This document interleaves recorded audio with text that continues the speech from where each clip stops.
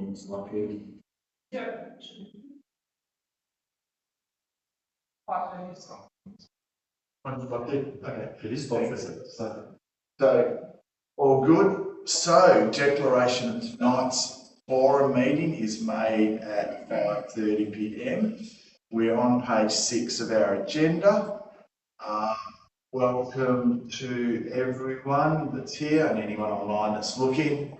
So on page 6, we've got item number 2, that's after the declaration of opening, is opening procedures. So 2.1 is acknowledgement of country. So the Shire of Northern would like to acknowledge the traditional custodians on the land of which we are, and that's both the Ballarong and Wadjuk people of the Noongar Nation, and we pay our respects to elders past, present and emerging. Item 2.2 is recording of council meetings. Members of council are aware, and members of the gallery, that's members of the public, so that's 2 people there, are advised that this meeting is being live streamed and audio recorded, and it's made available on the Shire of Northern's YouTube channel. If members of the public would like access to this recording, they can do so via the Shire of Northern website, and that works. Item number 3 is attendance. So I'll do the standard thing that I do, I'll go from left to right. So we've got in attendance Councillor Biglan, Councillor Gierak, Councillor Mencelli, President Antonio, Councillor Appleton, Councillor Bolton, Councillor Hughes. And I've just got to say, tonight is a forum meeting, so if anyone's looking, it's not a decision-making night, this is question and answers. So the purpose of this meeting is so councillors have got a chance to ask questions, listen to members from the public, and then we make decisions about all the items next week. So we have in attendance the staff. We have the CEO, Mr. Terralink. We have the Executive Manager, Engineering Services, Mr. Devsich. We have Acting Executive Manager, Development and Community Services, Ms. German. We have Corporate Manager and Governance at Risk, Ms. McCall, and Acting Governance Officer, Ms. Norrish. And that's it. And I'm just going to go a little bit off track. I just want to advise that the Acting Executive Manager Development and Community Services is attending the last Shire of Northern meeting. So Jackie is leaving, so I would actually like to acknowledge Jackie's approximate 6 years at the Shire of Northern, which has been really good. So thank you, Jackie, for all your time. Very good advice. And public speaking, much to your surprise. It's been very good public speaking when you've gone out. It's a steady hand and good knowledge, so that's very good. We'll miss that, but hopefully we get to see you public speak again.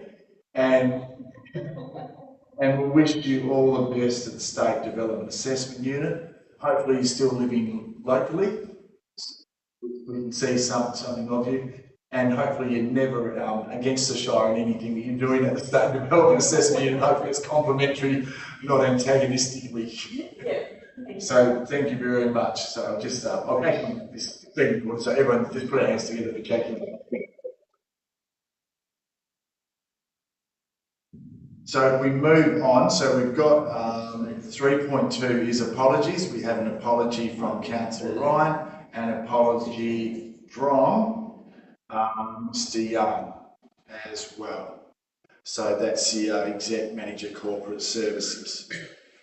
So, and then we go to page 7, item 3.3 is approved leave of absence. Councillor Williams has been granted leave of absence from the 4th of April 2025 to 17th of April 2025 inclusive. So that covers tonight. So that's why Councillor Williams' name is in the agenda for next week. For the ordinary council meeting. Item 3.4 absent is nil. So then we head to page 8. So then we have item 4, which is disclosure of interest. As councillors know, they can pre-prepare those and submit those prior to the meeting or before the agenda item comes up, and you can still do it next week. So I have one here at the moment from Councillor Gierak for item 13.3.1, 13.3.1, proposed scheme amendment number 20, 185 Wellington Street, Northern. One of the residents who submitted comments to this proposal is Councillor Gierak's work colleague, so that's an impartial interest. I do have two from Councillor Mancelli and Councillor Hughes for an item behind closed doors, so I'll just announce that as we get there. And as I said, councillors can submit those or advise at the time. We now go to page 9. So item number 5 is announcements by the presiding member without discussion. So that is without discussion, so that's taken as read. So then we go to page 11 and we have public questions. So we do have a member of the public who would like to ask questions. I did forget to say, Mr. Bradbury, can you please come up here, Councillor Bigland, and put the microphone on, just so it's being recorded. So, and if you just state your name, just for the recording, and ask your questions, please.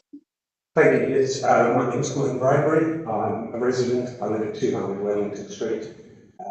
I'm raising questions regarding the redevelopment of the church at 185. I'm not opposed to redevelopment, very supportive and hope to see more progressive redevelopment, but I have some great concerns about another alcohol outlet being allowed into Northern. I have very great concerns from the plans we've seen or drawings we've seen thus far that there's no provision for parking for anyone. Now, from what I've read, there's expected up to 100 people attending the restaurant, bar, brewery, whatever it is. Obviously, those 100 people are going to come in 50 odd cars. Those 50 cars are going to be lined up and down Wellington Street, which is already on bend. It's dangerous. I'm very concerned about that. I'm a little concerned that the people submitting the planning are also planning the decision makers within the Shire. I think that opens up some very concerning areas. And I just want to add the police team spoken to and what their thoughts are on another alcohol outlet.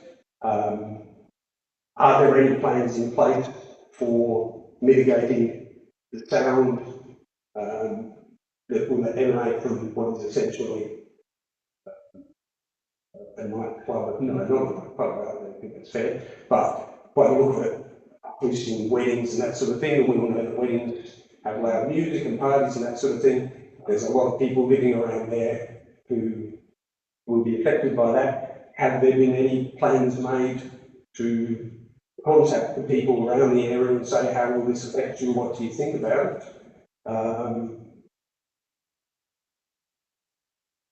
Isn't the amenity of local residents the most important part of the Shire business? And this, at this stage, from what I can see, does not focus on the amenity of the local residents. It's quite contrary to that. So I support the idea of more accommodation. We obviously need that, and tourism is great. I just don't see why we need another bar, more drunk people, and them parking up in front of every house up and down Wellington Street, on a street that's already, everybody knows, everyone flies down Wellington Street. It might be a 50k zone, but if you live on it, you know they're coming down there at 70. The church is right on the bend, and it's a dangerous spot. Throw in a few drunk people and a few parked cars, it becomes an issue. That's my questions and my thoughts. Thank you. So I picked up 4 questions. I don't know if you would answer those, Jackie or Debbie. So I picked up about, have we been in contact with police? Have we considered sound? Have we been in consultation, or will there be consultation with the neighbours? And the amenity. So the amenity impact on residents. That's the 4 questions I picked up. Hopefully you've got that right. Sounds about right. Parking is good, right? Parking is fast. Yeah. Do you okay to answer those? Yeah. So the purpose of the scheme amendment is to rezone to allow an additional use for short-term tourist accommodation. Restaurants are actually already an advertised use in the local planning scheme, so it's not actually part of this amendment. The plans that were submitted were concept plans, so once you get to allowing the uses to be permissible through the scheme amendment, the council supports the amendment, then the development application would come in, and that's where you get into car parking. We consult with the police, we haven't at this stage, but we have consulted with all the neighbours through letters and through general advertising. Additionally, noise would also be included as part of into the development application process. My understanding and consulting with the applicants is that it is a restaurant. Potentially they were thinking a boutique type brewery, but breweries are definitely not permitted in the zone, so it would need to be an incidental use to a restaurant. But all of that detail would come at the development application stage. This is a strategic planning proposal, so it is a much higher level. So a lot of that detail we don't actually have at that stage, but certainly will be assessed as part of the development application process.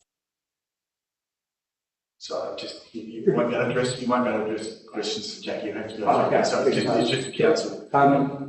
Yes, so there is no questions. Yes.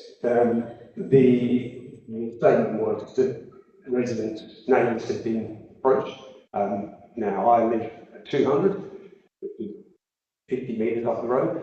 I've had no contact from the Shire regarding it. I've spoken to 6 or 8 local residents around the development area. None of them knew anything about it when I spoke to them. So I do question whether there has been any contact made other beyond putting it on the internet and hoping for the best. And also, sorry, the rest of the question going to be answered. But we didn't address parking, we didn't address. I think if I've got it right, Jackie, because all that would be addressed if there was a development application. If and when there's a development application, they have to be addressed as part of that. Okay. So it's the same with any development. Yep, understood. The conflict of interest. Conflict of interest. Debbie answer that one. Okay.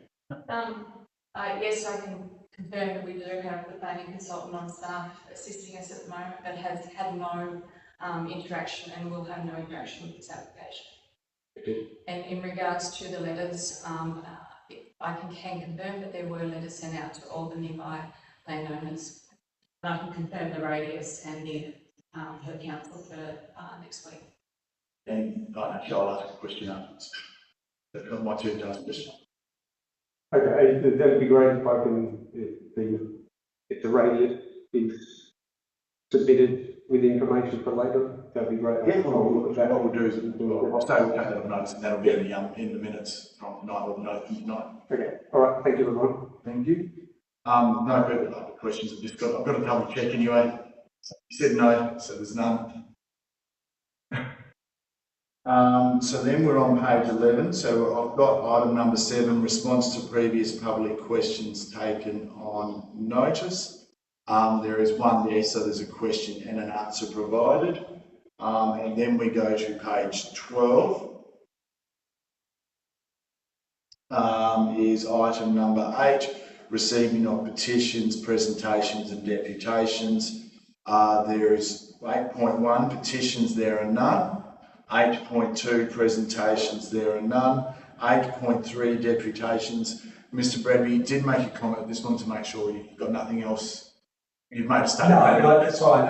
I'm finished. Thank you very much. So then we go to item number, so 8.3 was deputations, there are none. Then we go to item number 9, applications for leave of absence. There are none. So still on page 13 now, we have item 10 is confirmation of minutes. 10.1 is confirmation of minutes from the Alderman Council meeting held 26 March 2025. Any questions on those, councillors? No? And then we've got notes from the Council Forum meeting that's held tonight. So I'll leave that until next week and I'll allow questions because that'll be a new item as we get to the Ordinary Council meeting. Item number 11 on page 13 is items brought forward for the convenience of those in the public gallery. That are none because we're just going to shoot through items pretty quickly. So then we go to page 14. So item number 12 is reports of committee meetings. 12.1 is a Bushfire Advisory Committee meeting held on the 18th of March 2025. So there's both minutes and there's a number of recommendations. I was just seeing if there's any questions either on the minutes or the recommendations. Councillor Mancelli.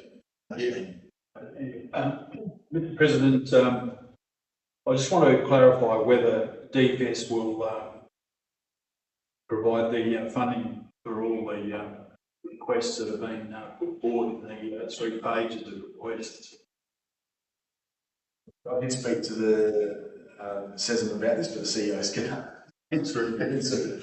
Yes, so the intent of the recommendation is actually to enable further work to be done to understand what the actual financial implications will be of the recommendations, also to test whether some of the recommendations are in fact feasible, and also to understand if there are financial and resourcing implications, how they will be managed and who will fund those. So that's why it's written in the way it is, that the Shire actually needs to do further work on this to understand those implications. Yeah. Councillor Bigland. Thanks, Mr. President. Do we have or have we been given a time frame that you expect this to be undertaken? Is it 6 months, 12 months? Sooner? Thanks. Yes, I guess there are a lot of recommendations there, so I would imagine it will take at least a few months, but potentially longer than that. So potentially 3 to 6 months I would expect, given the number of recommendations that are there.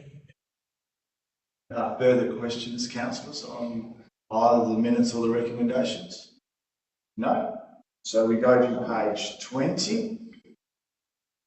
So item 13 is officer reports, 13.1 is the CEO's office, 13.1.1 is Australia Day Citizen of the Year voting.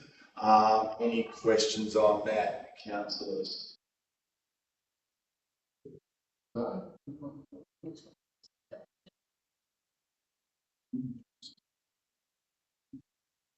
Okay. Yeah, the CEO's just going to provide a bit of a background. Thank you. So following the community and council interest in having a community representative on the, or 2 community representatives as it turns out, on the Walk of Fame selection panel for the inductees, there has been similar discussions around introducing the concept for the Australia Day Awards as well. So this is proposing that the previous winner of the Community Citizen of the Year be involved in a selection panel, with the intention being that the selection panel will consider all of the recommendations, all of the nominees, and then provide a ranking to council for consideration. So it still will ultimately be the council's decision as to who the award nominees will be in each category, and this is proposing a terms of reference for the selection panel, so it's clear who's on the selection panel, what the process will be, and what their task will be in terms of considering the nominations and making those recommendations to council. So any questions, councillors? No, I've already asked that.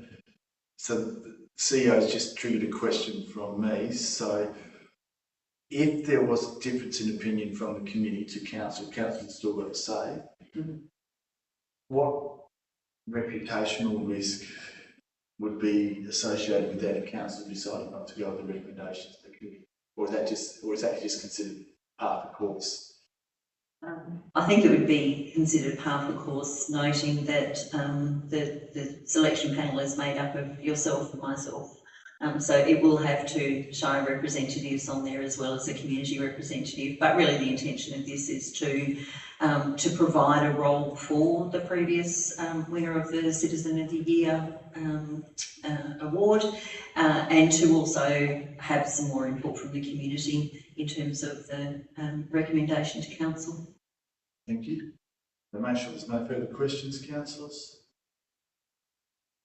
Councillor Hughes, I can see a question for me. You would be recommending more, so like does the council ever contemplate that 2 for each one, or do we just 1 for each?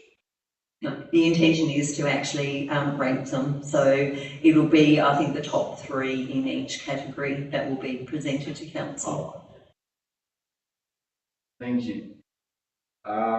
So item 13.2 on page 26 is engineering services, is nil, so I don't have to invite Mr. Devsich up so to explain, but item 13.3 is development and community services. So Jackie German does not get out of this meeting without coming up and addressing those. Can you join us up here, please? So the CEO just reminded me that we're going to get a background from each of the exec managers each time. So luckily the CEO goes first. So then we've got item 13.3, development community services, like I said, but 13.3.1 is proposed scheme amendment number 20, 185 Wellington Street Northern. Just a reminder that Councillor Gierak declared impartiality in this item. And we're just going to get a bit of a background first before we open up to questions. Scheme Amendment 20 proposes to rezone the property to permit short-term tourist accommodation to be constructed. As mentioned earlier, originally it was included to propose a restaurant as an additional use, but the Department of Planning requested that part to be removed from the amendment because it is already a permitted use in the zone and advertised use, which means that any development applications submitted to construct it or to use the land for a restaurant would be advertised in the normal manner. Submissions were received during the advertising of the scheme amendment, primarily raising concerns around the potential amenity, noise and parking impact. As mentioned earlier, that the plans submitted with the amendment are conceptual only, and that they will be further refined subject to the amendment being approved, and where we would also look at car parking requirements depending on the number of units proposed. Restaurant would be, and then noise impacts, parking impacts, any of that type of thing as well. So that would all be further assessed as part of the development application process. That's, I think, summary of that one. So questions, councillors? I'll go first then. Just wanted to confirm, so that's definitely one block as per the title. Yes, it has been amalgamated recently. And I just wanted to confirm, based on those maps, on the corner you've got the church, and then on the other corner you've got the units that are already associated with the rec. There is a private residence in between. Just wanted to confirm that. I've put the map up, which is so all council can see that. It's on page there's a map on page 38. Or map on page 38, there should be one. It's a little tiny one, but it's there. Yes, that's correct, and those the landowners were notified from. Yeah. Just want to confirm that. The other one, yes, so I've just confirmed based on a conversation prior.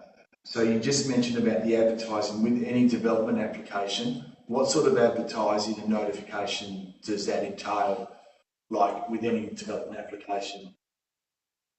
We do have a local planning policy that guides us, and also the deemed provisions, which are the state regulations. It's usually a minimum of 14 days, and depending on the impacts on what not, the minimum would be immediately adjoining neighbours, but with a proposal such as a restaurant that could have wider impacts, it would be likely that the advertising area would be expanded, probably to about 300 metres, I think, is in the local planning policy. Thank you.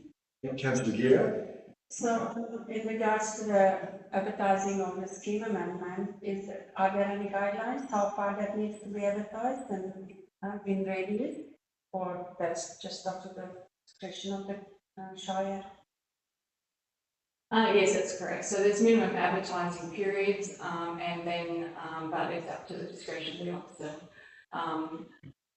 I will confirm what the radius was. I have a feeling it might have been 300 metres, but I will confirm that for the next meeting. Brilliant, yeah, nice. Thank you. Thank you. Further questions, councillors? No? Okay, so we make a decision on that next week. We now go to page 85.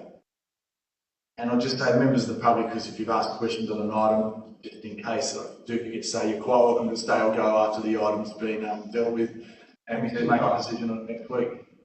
So page 85, so we've got 13.3.2, renaming section of Lion Street Northam. Just go ask for a little bit of background on this one, please.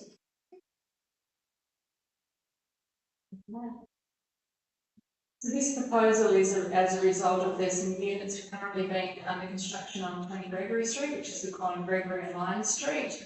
The developer requested some street numbers.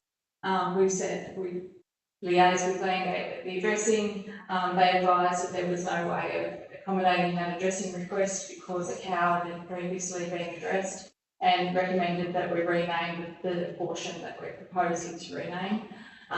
Because generally it's vacant, it's not going to affect anybody as far as, having to change your addresses or your licences, all the rest of it. So that's where, so we have done some consultation with those affected landowners. Our planning officer did go through and identify some appropriate names, gave a selection of those names. We had one response, and that is the recommended name. Landgate also used to keep a list of names for shires or local governments. They don't do that anymore. However, we are proposing to say these reports having to come back to council, adopt the rest of the names that aren't selected for this piece that we're talking about, so that if we get any other sort of anomalies like this, or we get some developments where they got any names, we have some that we have identified that are appropriate and have met that Landgate have a online testing system for the names and tests radiuses and all that sort of thing to make sure there's no names that are similar. So these names have all been through that testing process. So, Councillor Holden? So just to clarify, there's nothing that actually lives on this strip that's being proposed to be renamed. Correct. Councillor Hughes? Is there any chance of putting head on that list of names for future? What was the name, sorry? Head, right, head. Yes, we would have to put it through so you could add to that recommendation in between now and the meeting. We can put it through the test to make sure that it meets the requirements that we get. Does council have to accept the recommendation? Because there's a recommendation, clear recommendation with one name there, on and off. Does council have to accept that, or can councillors move any of those names on there? That was the preferred name of the developer. We didn't get any responses from any of the other landowners, but the short answer is no, you could select one of the other names. Thank you. Further questions, councillors? Nice. Then we go to page 90. Councillor Bureau. Oh, sorry, councillor. Yeah, I was just wondering, I do recall that we had street naming in the past. Is this list the same what we were provided back then, or there is an additional list? 2 or 3 years ago, I recall that was a previous. You're quite right. That's what Jackie was saying. So we used to have a list. But when we, I think the last one that came up was Lucy Street. We had a request for Lucy Street, and we asked a question about that. Same thing, I remember we had a massive list that we had to have them reserved. We don't, that list isn't there anymore. So, but I'm going to say the department, if I've got that right, department doesn't require that anymore. So we don't have that list in reserve anymore. If that's correct. We're proposing to keep, I guess, an internal list, backup names, so if we do get any of these anomalies again, that we have a list that you're Readily available, yeah. So this is an additional list, not the one that we were dealing with 10 years ago. Yes, it's an additional. So, yeah, from that, can we still use the names on that list? Right, because there was a big list that we had. We could certainly collate that and revisit any of those names. We could, I could ask, do some research to bring that list back if you were wanting to relook at those names. With this proposal, we have consulted on those 5 or 6 names that we have put forward. Yeah, it'd probably, yeah, just clarify that old list. Yeah. Yeah, and this is still So there. just some good names on the top. Yeah. So you've just, Councillor Gary, you just triggered another question from me. So, Jackie, you just mentioned that if we get an issue, probably the best word like this, where you've got the street numbers and things like that, if there was a new development, that's normally up to the developer to propose names for all their roads. I take it, is that right? If there was a new development? Generally they do, but sometimes they will approach the Shire and ask if we have a list of pre-approved names that they could utilise. And this list has been tested for in proximity of this particular location, so it may not be appropriate, for example, for Bakers or Wandowie or depending on how close other names are that are similar. But Posty doesn't get one. Yeah.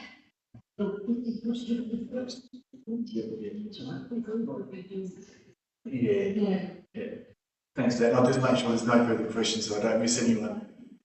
So we are on page 90 now, so 13.3.3, Child Safe Awareness Policy. We can just get a bit of a background on this one too, please, Jackie. So this child safe policy has come out of some recommendations of the Royal Commission, and it is based on a WAGA template with some local changes to suit our policy. And there are some recommendations there on how that policy is going to be implemented, including providing council some updates through internal processes to show how the policy is being implemented.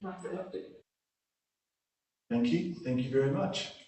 And thank you for your last question and answer session with us. Very welcome. You might be here next week, or you will be here next week. No, you won't be here. That's it. That's it. This is the last meeting all up. I'm glad we asked questions then. We're now going to go to the. I'm sorry. So any further questions on that? I should say. Assuming that was a good. I think, thanks, good question. We formulated this policy, I believe. Yeah. At a workshop. Yes, that's correct. It has been considered a council workshop, yes. Thank you. That's correct. So we're now going to go to 13.4 corporate services, 13.4.1 accounts and statement of accounts, March 2025. Mr. Young did have to go home and send an apology. So if there is any questions, we'll have to take them on notice. Or people can still email them in and have them answered. So if you do have questions, can you please do it by Friday? That allows staff time to Tomorrow. tomorrow. I'm doing well this week, aren't I? Good Friday. So by tomorrow lunchtime. Thanks. If you do have questions. So there's no questions on that. Any other questions from anyone? Then we go to page 161. So 13.4.2, monthly financial report for the period ending 31st of March 2025. Questions on this, councillors? I will start, CEO's aware that I'm going to ask about this. On page 163, we've got that item halfway down, C, officers' comment. So this was to do with the amendment providing as a conservative measure due to variations associated with Dr. Bawa AGRN 162. On the next page, on page 164, there's a recommendation that the council adopts the amendments to the 24-25 budget as presented below. There's a comment in there about seeking DFIS reimbursement. So I was just asking about DFIS reimbursement, the likelihood of that, and then also when is that likely to be? Didn't actually write that down, but I think that was my question. Yeah, I'll give Mr. Nevsich to answer this one, please. So we're a little bit unsure as to the timing, so I think the comment was made there that it likely, we'd expect likely decision by 25-26. And the other question, sorry, was? The timing, Yeah, and the likelihood of the DFS reimbursement. It does meet the parameters of the P90 contingency, which is what we were asking for. Fortunately, it's at the discretion of the officer at DFS as well. So we're at their mercy as to whether they decide that it's going to be 100% funded under that contingency. But essentially, it meets the parameters. That's why the contingency was there in the first place. Thank you. Yeah, Councillor Mancelli. Yeah, there's a few letters in there, BUA, should that be business as usual or BAU? They're built up areas. Oh, built up areas, okay, well, Just to confuse things. Yeah. well, it confused me. Built up areas, okay. Right. So we allocate funding for outside built up area and built up area. Thank you. Got me when I first moved here, Councillor Michelle. So. No, that's right. So further question, oh, Councillor Geary, I did look this time. Thank you, Mr. President. Just wondering, I missed it, but where this additional budget allocation will be coming from? Where that money will be? Reserve, I believe. No, so in the table, that's on page 164, it shows the accounts where the money will be taken from. So the road maintenance, storm damage, ancillary maintenance, outside built up areas, road maintenance, traffic signs, road maintenance, bridges, and it will be transferred into the storm damage account. And they were surplus to our needs this financial year for those particular accounts. Councillor Garrick, you've triggered another question from me again then. No, that's good, thank you. The question I've got, so if we're successful in getting the money back from DFS, that goes straight back into those accounts? Just wanted to confirm, So those accounts will typically be re-requesting the same balance in those budgets for the next financial year. Yeah, so that would be reallocated to that. For the next financial year. Yeah. Yes, right. Further questions on this item, councillors? So this is 13.4.2, the whole lot. I did have some more questions, and I'm just summary the councillors, but I will put them in writing so Mr. Young can answer them anyway. It's just a summary. It's about projects and receipts in this financial year. So there was a comment at the start kindly provided in the commentary at the start. It was just about receipt of, I think it's road plan funding. So just wanted to make sure that's going to occur this financial year. I'll put that in writing, so I don't need an answer right now. There was an administrative one just about the charts and graphs on page 169. I was just going to request they be separated so they're a little bit easier to see because they're quite small. Yeah. So that's administrative. And then there was one on page 73 and 177. It's about everything happening this financial year. I think that was about assets. So I did ask it last month, but we're getting closer, so I just want to confirm. I'll ask that in writing. So just so councillors are aware, that's what I'm focusing on a little bit like that. And just another one about timing. So any further questions on this, councillors? No? Councillor Geary does have a question? Yeah, but I'm not sure if staff can answer it. But it's maybe just my not understanding the report. On page 167, which is the operating revenues. And last column variances to actuals to budget is minus 72.78%. I'm just wondering if that's a normal kind of figure to sum up the year. There is also a transport.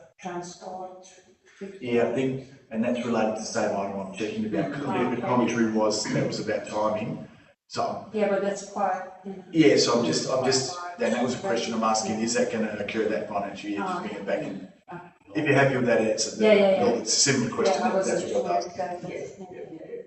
There will certainly, as we discussed at the budget workshop, there certainly will be some carry forwards for some major projects like the Lesser Hall, because we need to work through the information. So there certainly will be some carry forwards in terms of capital projects in particular. That's probably the main area of variance at this point in time. Councillor Bignell? The Wundowie fire shed has been carried forward again. What's the intent going forward for 526? Are we going to continue to carry it forward, or is that going to be duplicated because it's not happening?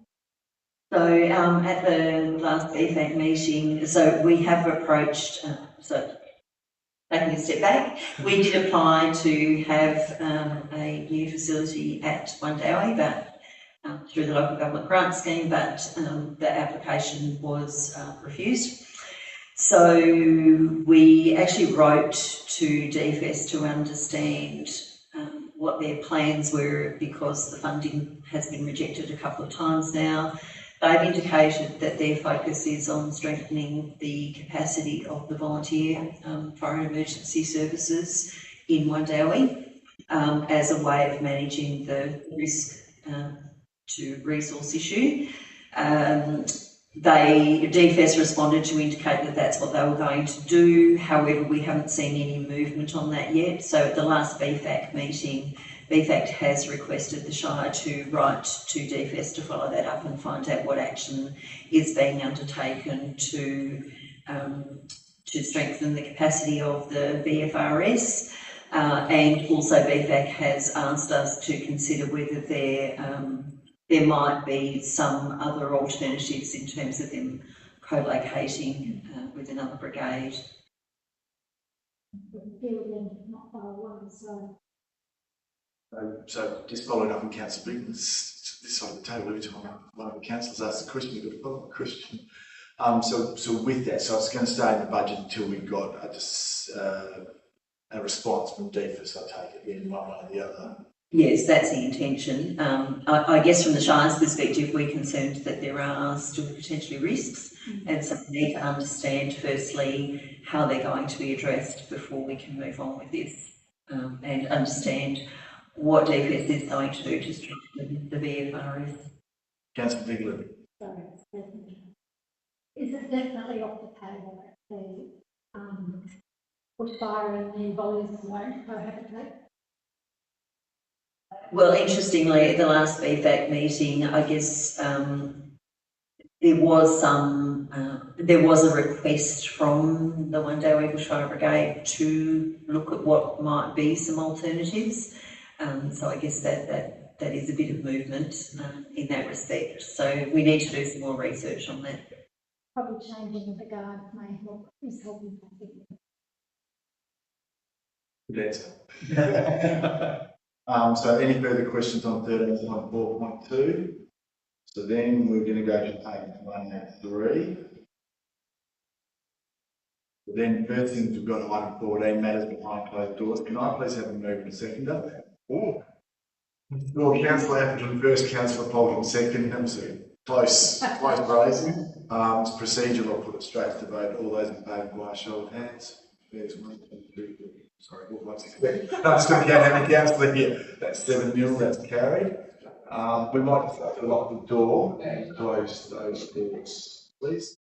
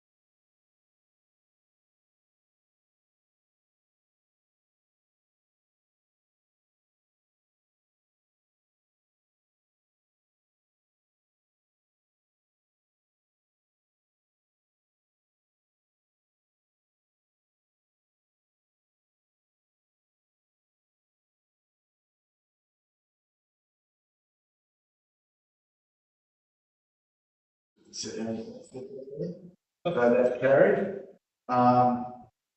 Then we're still on there, so we've got item 15, which is motions, recording back on. Yeah. Item 15 of motions, which previous notice has been given, that is nil. Item 16 is urgent business approved by decision, that is nil. Item 17, declaration of closure is made at 6:29 p.m. Thank you, councillors, thank you, staff, especially Jackie. Is there enough support over this?